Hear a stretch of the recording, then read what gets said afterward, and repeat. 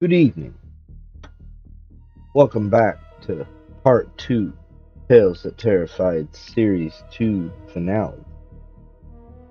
Martha Millar, The Iron Gates.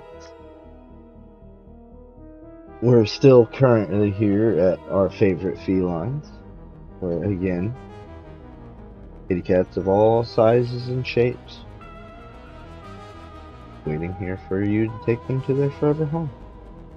And, as you can see, our lovely lake, or, well, pond, I guess you should put it, which you can come fishing anytime, or just lazily float around, or have a picnic at our picnic table.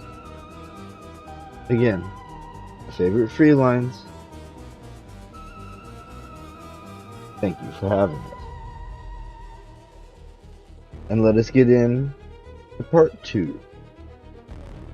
Chapter 3. In the late afternoon of December the 6th, Lucille Morrow disappeared. The house had been quiet all day. Martin and Andrew were working, and Edith had gone on a shopping tour with Polly and Giles. In the kitchen, the two young servants, Annie and Della, were cleaning silverware. When the front door bell rang, Annie snatched up a clean apron, tying it as she ran along the hall. As soon as she opened the door, she regretted this waste of energy. It wasn't a real caller, but a dark, shabby little man in a battered trench coat. "Miss Morrow," he said hoarsely. Annie, who admired Lucille, was both flattered and angry at the mistake. "Miss Morrow is resting," she said in a voice very like Lucille's own. "She cannot be disturbed." The little man blinked and shifted his feet. "I've got something for her. I gotta give it to her. You go and get her." He turned up his coat collar and then slowly and patiently put his hands in his pockets. Special delivery like.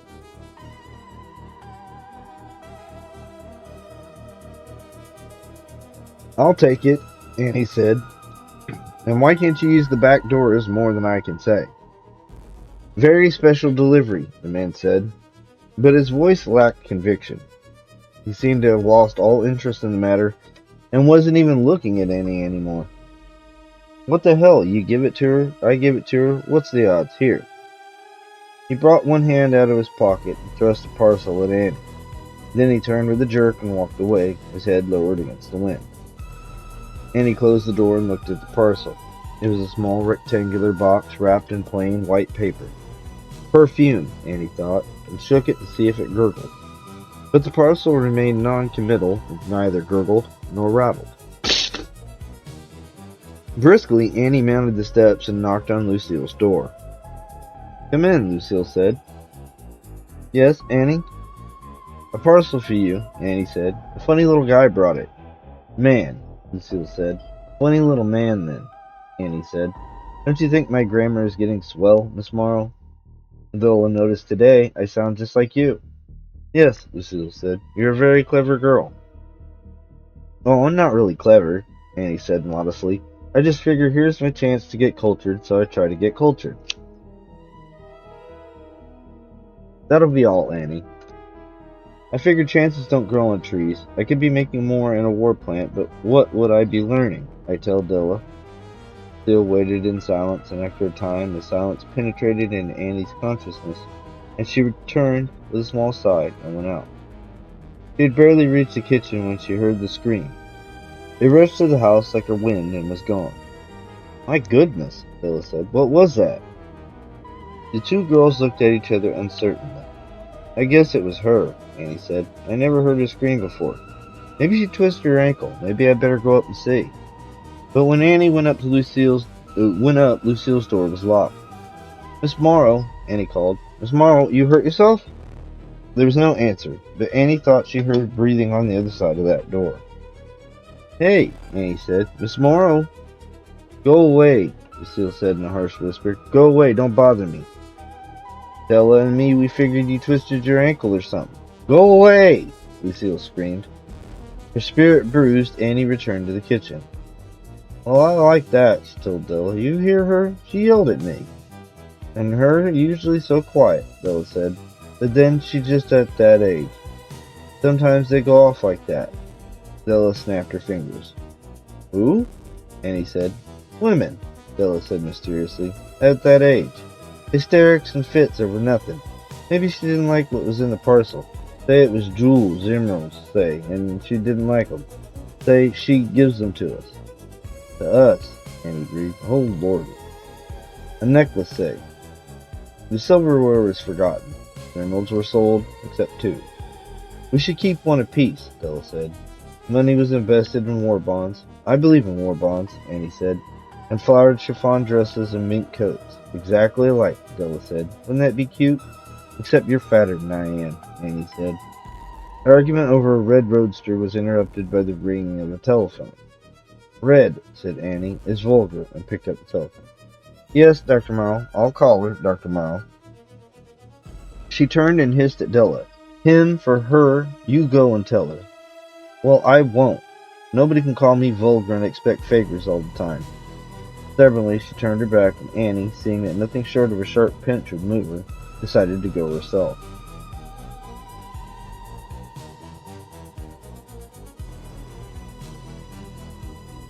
When she arrived upstairs, the door of Lucille's room was open and Lucille was missing. Annie called out several times, and then in a fit of aspiration, she searched Lucille's room and the adjoining bathroom, and the room beyond that, which belonged to Andrew. Della was called, and the 2 girls looked through the entire second floor, now and then calling, Miss Morrow. The silence made them nervous, and each time they called, their voices were shriller and higher. Clinging together, they came down the stairs and switched on all the lights. The house ablaze with light no longer seemed so quiet, and Annie moved almost boldly ahead into the living room. Wait, Della said. I thought I heard something. I thought I heard a footstep. You heard no such thing, Annie said, shaken. Oh, I don't like this, Della moaned. She's done away with herself. Things like that happen at her age. Oh, I wish people would hurry up and come home. She didn't do away with herself. We would have found the corpse. Once the idea of death had entered their heads, the girls became too frightened to even talk. Silently, they went through all the rooms on the first floor. There was no trace of Lucille Morrow or the box she had received. The girls returned to the kitchen, and the more familiar scene loosened their tongue. Maybe it was really emeralds, Della said, and instead of giving them to us, she's gone to throw them away, say, or have them reset. How could you go out? Annie said. We were sitting in their very chairs. Didn't anybody come in or go out that I don't know about, I ask you?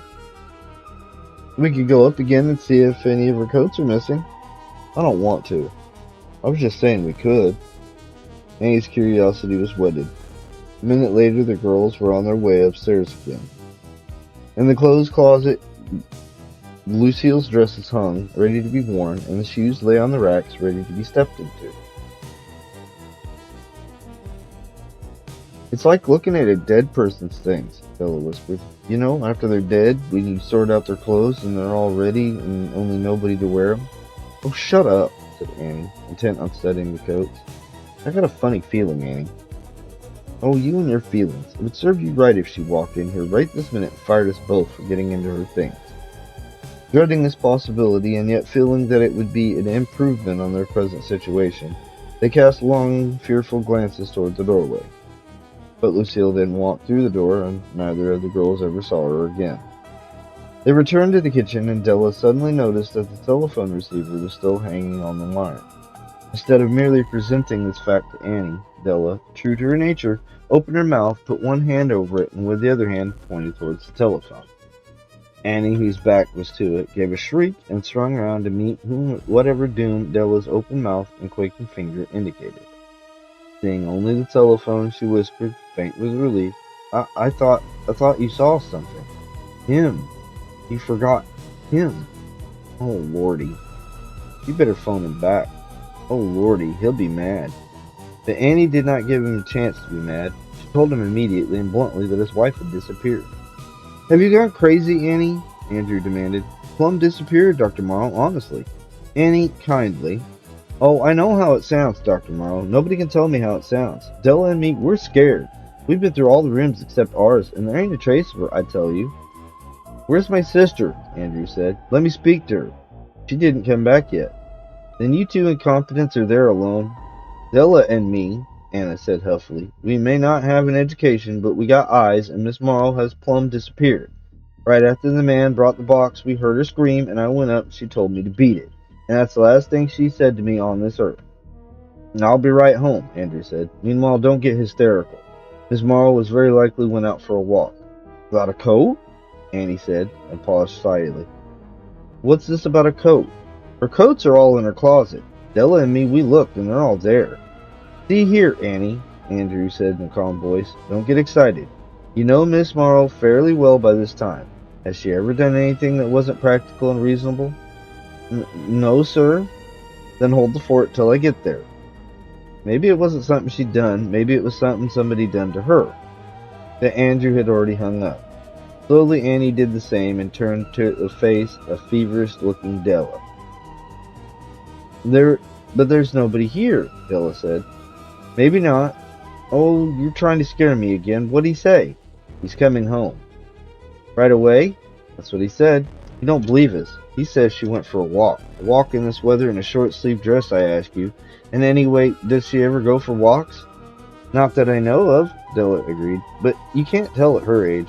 I'm sick of hearing about her age. They were silent a moment. Then Della said wistfully, We could talk about the emeralds again. You want to? Sure. You keep one apiece. How many do you think there was in the first place? 50, Annie said listlessly. 50, imagine that. They'd be worth $1 million. What'd be the very first thing you'd buy, Annie? A dress, I guess. I'd buy a black chiffon nightgown. The game went on, but the emeralds had turned into green glass. Shortly before 6 o'clock, Andrew arrived home with Mark. Hand in hand for moral support, the two girls came out into the hall. Well, Andrew said with a trace of irritation. Miss Marle back yet? Annie shook her head. No, sir. You said over the phone that you looked through the whole house except your own rooms. You didn't look there because what would she be doing up there? You think we should go up there now?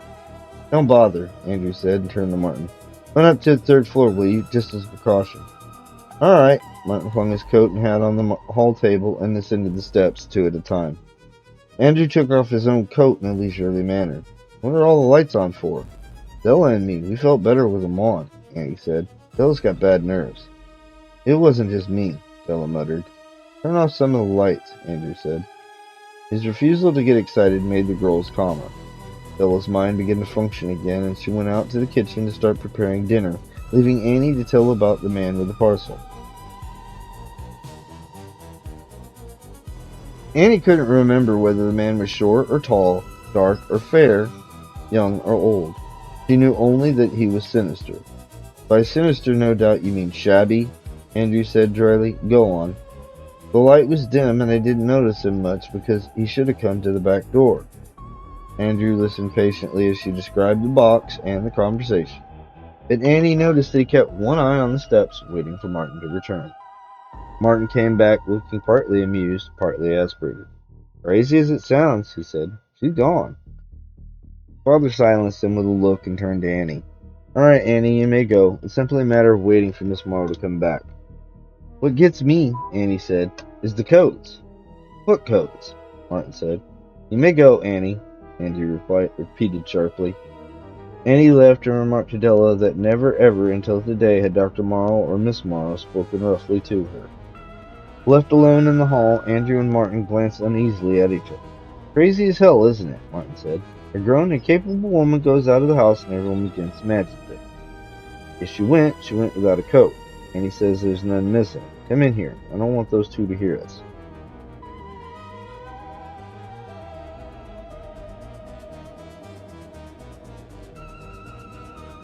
They went into Andrew's den and closed the door. She might have slipped over to the neighbor's house, Martin said, avoiding his father's eye. She doesn't know the neighbors. Lucille's not like that. How do you know? She might do some calling that she didn't tell you about. Andrew blinked. What are you implying? Nothing, just that you can't know everything about a person. That's true, but in 15 years you get a fairly accurate impression. You can anticipate reactions. He reached for the decanter on his desk. Drink? Thanks, Martin said. This is practically the first time I've ever come home without having Lucille greet me. No doubt that sounds dull to you, Martin. Pretty dull, Martin said. and at the mere mention of dullness and constriction and boredom, he felt incredibly vital and alive. He wanted to fling himself out of his chair, to stretch, to jump, to run, to make noises. He felt his muscles go taut, and he had forced himself to keep his feet still. Andrew noticed the tension, but misunderstood the cause. What did you mean, that Lucille might do some calling that she doesn't tell me about? Good Lord, I wasn't slandering her. I simply meant that she wouldn't tell you every little thing she did for fear of boring you. She's a quiet person anyway. Yes, Annie said she screamed. Screamed? Martin said. Lucille? What about?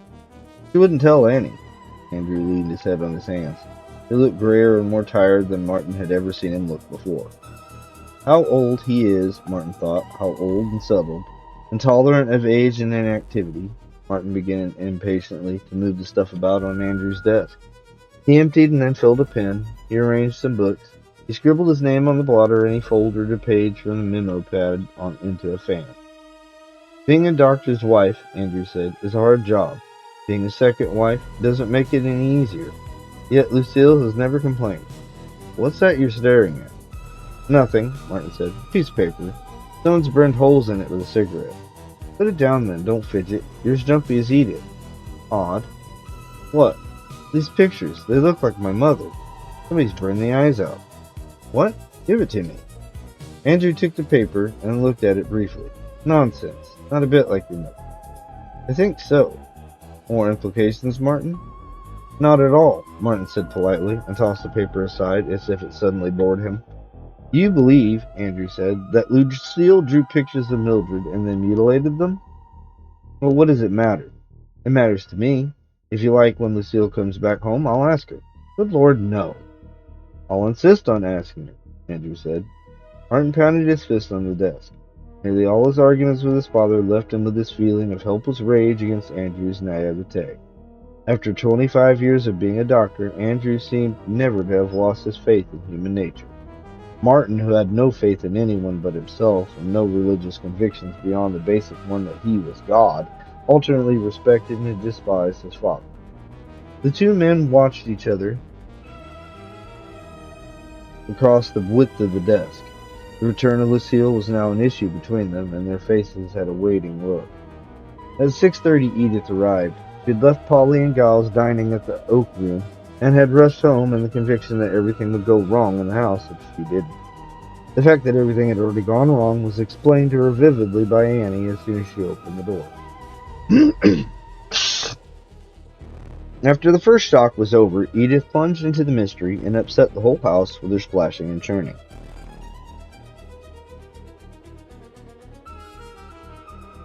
It was Edith who discovered that Lucille's black suede purse and the housekeeping money for the rest of the month were missing.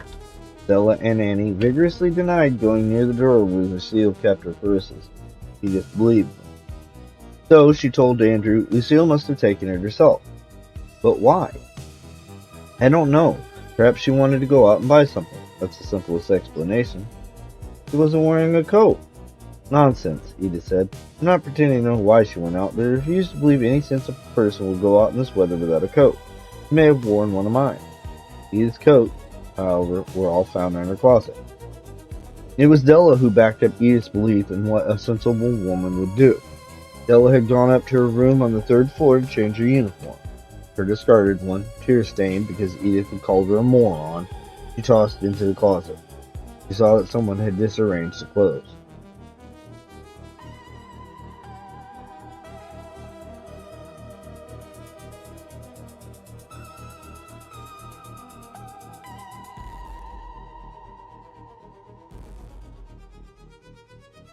A few minutes later, she came down the stairs wailing.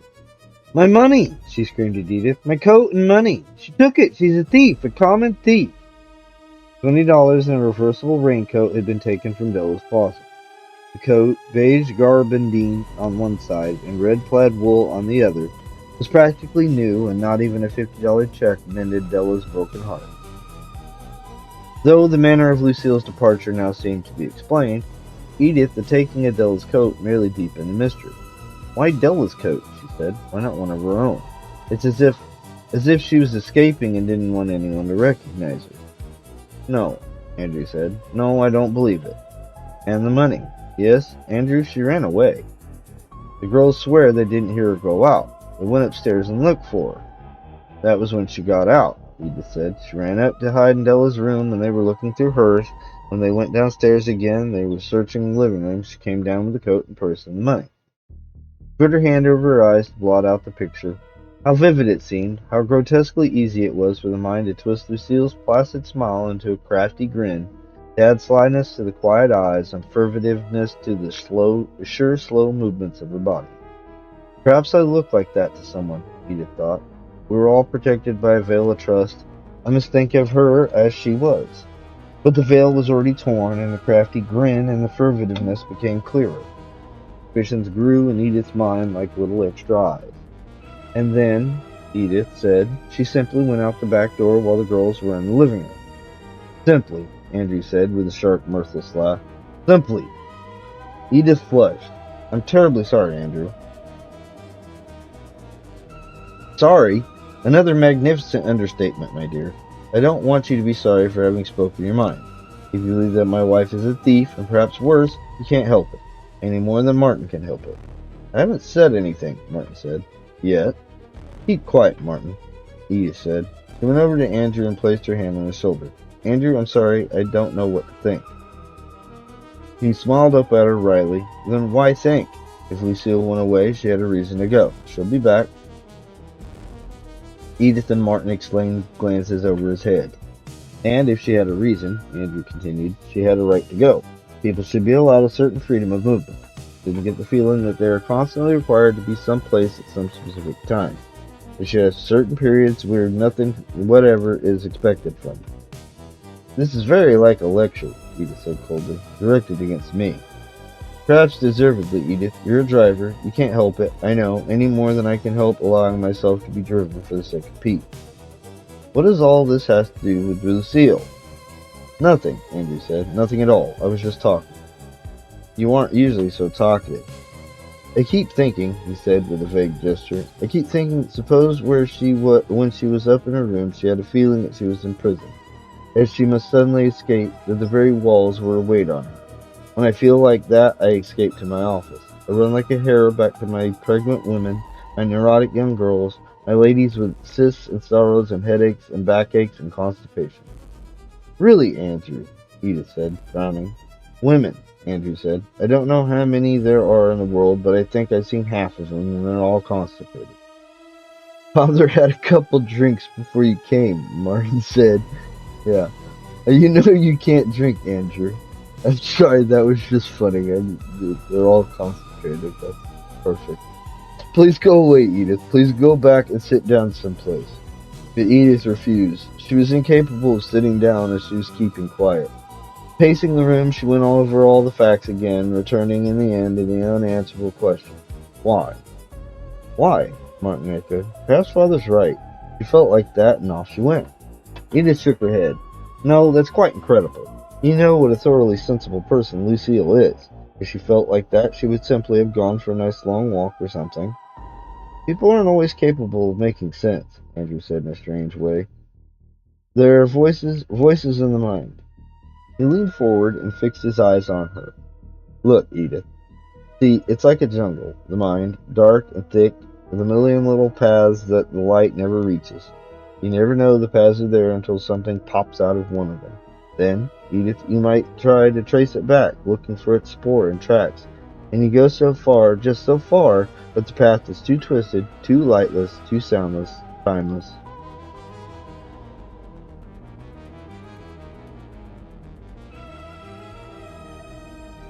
Edith was standing with her mouth open, and quite suddenly she began to cry. She cried not for Andrew's sake or Lucille's, but from sheer aspiration, because two people in whom she had placed her trust had betrayed her by stepping out of character. She saw Andrew as a dear little boy who suddenly and incongruously grows a long gray beard. She brushed away her tears with the back of her hand, angrily conscious that Martin was looking at her with dismay, and Andrew with a kind of detached interest. She averted her face and said stiffly, You're implying that Lucille has gone crazy. No, Andrew said, his voice mild again and a little tired. No, I think it would be far more to the point to investigate the man who brought the parcel to her. However dark a jungle my mind is, Andrew, I'm still capable of logic. Whatever prompted Lucille to go away, the man with the parcel is connected with it. It's the only out-of-ordinary thing that happened to it. No, Andrew said. There's one other in there. Giles Fromp. What on earth would Giles have to do with it? Probably nothing.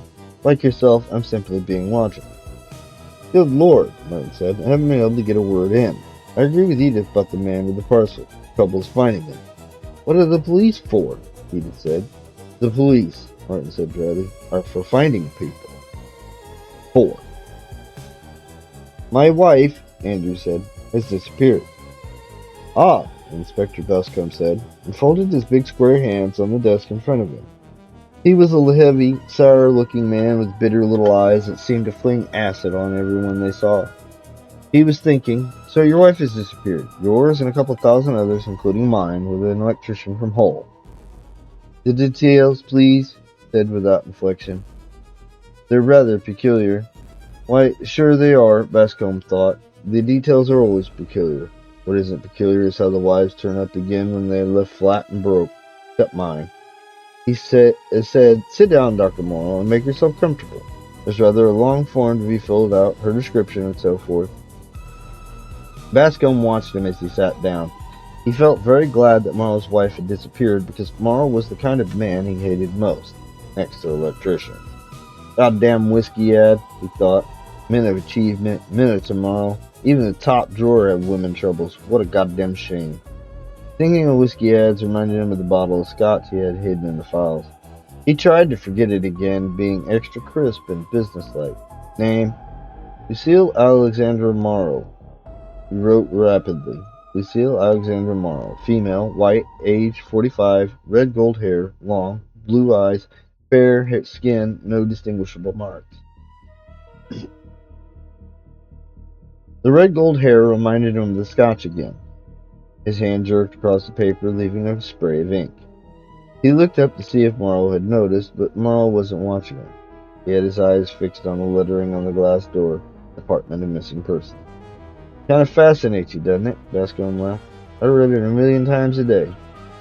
Make it 2,000,000, and every time I get a cold, wet feeling in the gut. The missing person. Some of them will never be found. Some will come back by themselves, drunk or sick or broke or just tired. And some of them will come up from the mud at the bottom of the river in April or May, the ladies on their backs and the gentlemen face down. He got up abruptly and the pen rolled across the desk. Muttering something under his breath, he went into the next room and closed the door behind him. Sergeant Darcy, a small, rosy-cheeked young man who looked a little too elegant in his uniform, glanced up from his desk. Yes, sir, he said. Get the hell in here, Bascom said thickly. Some guy's lost his wife. Take it all down. I feel rotten. Yes, sir, Darcy said, rifling some papers efficiently. Is there anything I can do, sir? What I've already told you to do. I meant aside from scram, lovely. When Darcy had gone, Bascom removed the bottle of scotch from the back of the closed case end-to-end file. Darcy, who was listening, heard the gurgle of liquid and thought, poor Bascom. He had a truly great brain, but he was drinking on duty again, and he would have to be reported. To Andrew, Darcy presented his final teeth, brushed for 5 minutes in the morning and 5 at night. Inspector Bascom had a slight touch of indigestion. He asked him to continue for him. He picked up the form, noticing at once the spray of ink. Poor Bascom. Now, of course, he said, we require a few more details. Has Miss Morrow ever gone away like this before? Never. There's no evidence of coercion? None, Andrew hesitated, that I know of. Did she have any reason for leaving, to your knowledge, or any domestic upsets in the way? None. No other man involved, of course? Andrew looked at him with cold dislike. There has never been any other man involved in her life except her first husband, George Landhurst. He's been dead for nearly 20 years. You have to ask certain questions, Darcy said, flushing. We really do. I understand that. Darcy paused and looked hopefully towards the door. He wished Bascom would come back. He didn't like asking people questions. He didn't even like the department. Or Bascom. He cocked his head, listening for sounds in the outer office. As soon as he heard one, he excused himself and went outside. Bascom had gone, but 3 people were waiting on the benches along the wall. One of them, an elderly, well-dressed woman, Darcy, was able to dismiss immediately. He had come every day for nearly 6 months looking for her son. "Sorry, Miss Granger," Darcy said. She seemed quite cheerful. "No news from Barney yet. He'll turn up. One of these days he'll be turning up and surprising me." He went out briskly. The two men rose and came over to Darcy. They were in the fur business, and they had sold a mink coat to a man named Wilson for cash. The cash had turned out to be counterfeit, and Wilson and the coat were missing. Darcy referred them, with a superior smile, to another department. But he wasn't feeling superior. He had the sinking sensation that he always got when he was required to do anything for himself. The door opened, and Bascombe came back in. "The doctor still here?" he asked. "Yes, sir. It seemed to be a very interesting case." "Aren't they all?" I think you should talk to him personally." Bascombe's face was flushed, and his eyes were a little glassy. "Thanks for the advice, Darcy." "Well, but I really mean it, sir. Dr. Marlowe looks as if he might have considerable influence." "The only kind of influence I care about comes in quart bottles," Bascombe said, but he laughed, almost good-naturedly, and went back into his own office. It was nearly noon when he came back out again with Dr. Marlowe. Marlowe left immediately, looking, Darcy noticed, pretty grim. Bascombe was smiling all over his face. "Very nice case." The lady disappeared with all the money she could get her hands on, wearing one of the maid's coats, a reversible coat. Get it? "No, sir. Flat on one side, beige on the other. She can switch them around and make it harder for us to find her. Inference, she's not coming back and she don't want to be found. So, just for the hell of it, we'll find her. Get your notebook." "Yes, sir." "Alright, usual checkups first. Hospital and morgue and her bank. Bloor and Ossington branch of the Bank of Toronto. I think you'll draw blanks there. Marlowe's going to send over a couple of studio portraits by messenger. Meanwhile, I'll start calling beauty parlors." "All of the beauty parlors?" Darcy said faintly. "Use your noodle and you won't have to. If the woman is really in earnest about disappearing, she'll probably try to disguise her most distinctive feature, her hair, and then grab a train or a bus for out of town. And the bus terminals and stations being mostly in the south and west, I'm trying those sections first." "Amazing," Bascombe said. "Beauty and brains you have, Darcy. I'm going out to lunch. Be back later." When he had gone, Darcy did a little checking up on his own and discovered that the bottle of scotch was missing from the file. "Poor Bascombe," he said sadly. "I'll have to report him. My duty." He didn't want to report Bascombe, who was a fine figure of a man, really. He sat down at his desk and picked up the telephone directory. Darcy was at his best on a telephone. He couldn't forget how small he was and how the other policemen didn't like him and kept shunting him back and forth from one department to another. While he was working, Kirby came in. He was a big, loose-jointed young man who spent half his time around the morgue and the hospitals. "It's about time someone appeared," Darcy said. "I hadn't had my lunch. I'm hungry." "Too bad." Kirby took off his hat and stretched and yawned. "Where's Bascombe?" "I'm sure I don't know. He doesn't confide in me. He owes me $5 on the McGregor girl. I found her this morning. She's in a ward at Western with a nice case. Says she's got in a washroom." "People," Darcy said firmly, "should behave themselves." Pointedly, he returned to the telephone. He worked nearly all afternoon with one eye on the door, waiting for Bascombe to come back.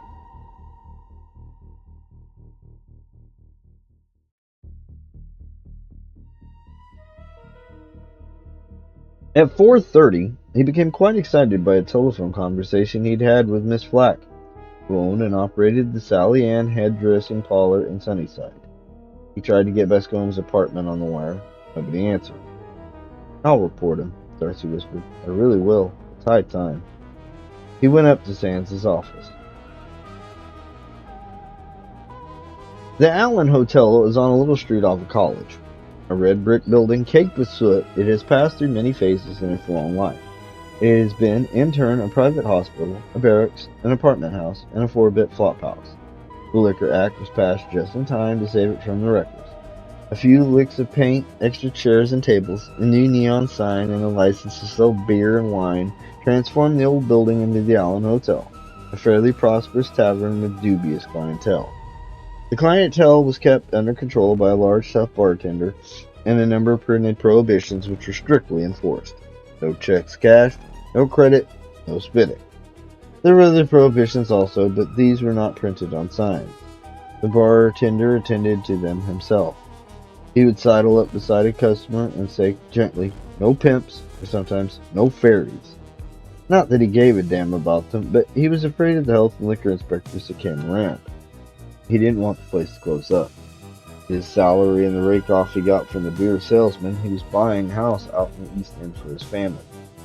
Through his efforts, the Allen house got quite a good name with the various inspectors. They didn't bother much about it anymore. The word was passed around, and a number of people who didn't want to come in contact with the law began to use the rooms upstairs. It was ironical, but in one way it wasn't so bad. The bartender soaked up information like a blotter. Some of it he sold, some of it he gave away to his friend Sands. From Sands, in return, he got the pleasant feeling that he was on the good side of the law, and that if a time came when he wasn't, there was at least one honest policeman in the world. He took personal pride in Sands and followed all his cases in the newspaper. Whenever Sands came in for a drink or some information, the bartender's face would take on a sly, conspiratorial smile because here were all these bums drinking side by side with a real detective and not knowing. Sometimes he was so pleased he had to go in the can and roar with laughter. Today he wasn't so pleased. He leaned across the counter and spoke out the sides of his mouth. "Mr. Sands." "Hello, Bill," Sands said, sitting on the bar stool. "Mr. Sands, there's a friend of yours in the back booth. Been here nearly all day. I would sure like to lose him." "Bascombe?" The bartender nodded. "This is no kind of place for a policeman to get drunk in. I wouldn't want anything to happen to Mr. Bascombe," he grinned suddenly. "Not unless it was fatal." "I'll talk to him," Sands said. "Bring him in a small ale." He got off his bar stool, a thin, tired-looking, middle-aged man with features that fitted each other so perfectly that few people could remember what he looked like. His clothes blended in with the rest of him. They were gray and rather battered and limp. He moved unobtrusively to the back of the room. Bascombe was sitting alone in the booth with his head in his hands. "Bascombe?" No answer. "Bascombe." Sands knocked away Bascombe's elbows. Bascombe's head lolled and unrighted itself. His eyes didn't open. "Don't mind if I do," Bascombe said huskily. "Make it double." Sands sat down on the other side of the booth and sipped in his ale patiently. Pretty soon Bascombe blinked his eyes open and looked across the table at him. "Oh, for Christ's sakes," he said. "It's you." "Go away, Sands. Go away, my boy. You have this elfin habit of appearing suddenly. I don't like it. It's upsetting." "Darcy's been looking for you," Sands said. "Trouble with Darcy is his brassier's too tight. You better come to and listen. Darcy's got his knife in you." "Sure, I know," Bascombe said. "I got sick of him following me around, and maybe I talk a little rough to him. He reported you for drinking on duty." Bascombe blinked again. "Who to?" "To me." "As long as it was to you." "Maybe next time it won't be," Sands said. "How many times is that the Ellen's left you?" "5, Bascombe said, his face twisting. "Yeah, 5 in 3 years. I suppose there's no use my pointing out that Ellen is a little tramp," Sands said dryly. "She isn't housebroken. Can't do anything of that kind but leave them. Get a divorce, Bascombe." Bascombe didn't answer. "If it'll make it easier for you, I could have you transferred to another department. That's Darcy's suggestion." "Goddamn little..." "Sure, but even Darcy hits it on the button sometimes. I think he's right. He said you were fussing up with this AM over some doctor whose wife is missing." "I can't help thinking of Ellen." "That's what I mean. Incidentally, Darcy thinks he's traced the doctor's wife as far as some hairdressing shop down near Sunnyside." "How do you know so much about it?" "Oh, I've been interested in the Morrow family for a long time," Sam said, picked up his glass again. "For about 16 years, I guess. Get your coat on." "What for? I'm not going anyplace." "Yes, you are. Been an hour and a half looking for you. I told Darcy that you were out doing some work for me and that I'd pick you up and take you down to Sunnyside. Get your coat." "You're an easy guy to hate, Sands. So goddamn right all the time, aren't you? So goddamn sure of yourself." Sands said nothing. He never talked about himself, and he didn't like to listen to other people talk about him. It seemed unreal to him, as if they must be talking about someone else. He left Bascombe struggling with his overcoat and went ahead to the bar. The bartender was rinsing glasses. He stopped work and wiped his hands. "You going with you, Mr. Sands?" "Yes." "Jesus," Bill said. "You must be regular one of those lean rats. Brawny rats." Human nature is sure a funny thing, Bill said. Take me how big I am, and take you how small you are, and here I couldn't do a thing with Mr. Bascombe, and he follows you like a lamb. He must plenty muscle that it don't show. Any 8-year-old can knock me off my pins. Jesus, Mr. Sands, you shouldn't talk like that. Bill was offended. It might get around. Bascombe came up. He had his overcoat buttoned wrong, but he walked straight. His voice had lost its thickness. Bye, Billy boy, he said to the bartender. When they kick me out the forest, let's make a date in a dark alley. I like that fine, the bartender said thoughtfully. When the two policemen had gone, Bill returned to the glasses. Officially, the Allen Hotel had been open all day, but it was after dark that business got heavy. Bill had a couple of waiters who came in around 7. When there was a rush on, he helped serve, but most of the night he spent sizing up the customers and easing out drunks and keeping an eye on their money. At the Allen, any bill over $5 was automatically considered phony until Bill had passed on it. Tuesday night was the slowest of the week, and only one thing happened that Bill felt Sands should know about. A little ex-con and hophead called Greeley came in with redhead fat woman, a woman Bill recognized as a floozy from a house down the street. But it took him several minutes to recognize Greeley. He had a brand new top coat and new green fedora. But the newest thing about Greeley was his expression. He acted like a millionaire who had to rub his shoulders with a rough mob. Well, well, Bill said. Mr. Greeley, pardon me while I catch my breath. And is this charming lady Miss Greeley? The woman giggled, but Greeley gave him a sour look and led the woman to one of the tables. Bill followed them. If I'd have known he was coming, Mr. Greeley, I'd have gotten out my Irish lace tablecloth, sure as hell. Champagne, Greeley said, and sat down without taking off his hat and coat. Teaspoon or tablespoon? Bill said. The woman giggled again. Greeley laid a $50 bill on the table. Bill did everything to the bill but chew it up, and it still looked good. When the bottle of champagne was gone, Greeley had lost his sour look and was beginning to talk big. Bill stood as near the table as he could, and now and then he caught a snatch of Greeley's talk. I don't want to spend the rest of my life bouncing in and out of Kingston for rolling drunks and picking pockets. Listen, Sue, I'm on to something. You climb on the wagon with me, baby. Sure, the woman said. Sure, anything you say. The kind life we lead don't get respect for ourselves. Something high class. That's what I got. Something classy and steady. Look around this dump. Look at it. The woman obliged. Ain't it a dump, Greeley said. A couple days ago, this was my idea of a big night. Getting tanked in a dump like this with a chance to get fixed up after. Well, what are we sitting here for if you're so high class? Saying goodbye, Greeley said solemnly. Saying goodbye to a crappy life like this. From now on, you'll be covered with diamonds. The hell with diamonds, I want a square meal. Greeley ordered a couple of hamburgers and another bottle of champagne. The woman ate the hamburgers, biting on them as if her teeth hurt. 3 soldiers at the bar began to sing, and Bill couldn't hear what Greeley was saying now. But he guessed it was the same kind of stuff. Greeley was leaning across the table being very intense, while the woman chewed and watched him with a "where have I heard this before" expression in her eyes. Around 10, they got up to go out, and Bill noticed that Greeley's pants were badly frayed at the bottom. He hurried over to the till to test the $50 bill again. Greeley saw him and flung him a contemptuous smile. Bill followed him to the door. "Good night, Mr. Greeley," he said. "You'll be back." "We hope not." The woman giggled and said, "Honest, you're a scream." Greeley grabbed her arm. "You never laugh at nothing I say." The woman pushed him away coolly. "At you, I'm laughing all the time. I just gotta stop myself or I die." "Goodbye, Weisenheim," Greeley said to Bill, opening the door. "Come and see me at the Royal York." "They still taking on dishwashers. I bet you look cute in an apron." Final giggle from the woman, and then the door slammed. Wish my wife would laugh like that at everything I say, Bill thought. She got no sense of humor. He went over to the soldiers. "Better quiet down, boys. I just saw a couple of MPs go past the door." The soldiers quieted, and Tuesday night went on. And that'll be it for part 2 of The Iron Gate. Thank you for joining us here at our favorite felines. Come have a swim or uh, grab a pole. I think over here there's some fishing poles somewhere around here, and as the sign says, careful, there's no lifeguard on duty. Bring a picnic basket.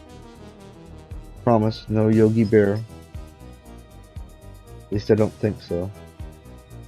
Either way, it's been fun, and join us again for part 3, where we pick up and see if we can't find what has happened to our character. Good night.